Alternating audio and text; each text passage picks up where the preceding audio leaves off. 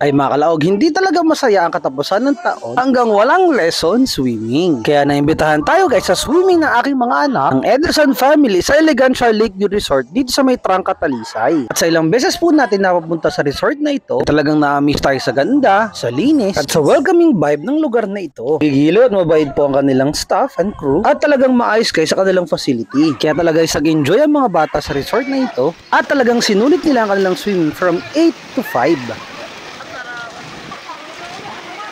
Bukod guys sa kanilang open pool, ay meron din po silang private na kung saan pwede po sa mga family gathering, family outing, reception ng kasal, binyag, seminars, team building activity, at ibang mga gathering. Kaya guys, kung trip nyo, better inquire sa kanilang page. Edison pala kami, sir. Oo naman.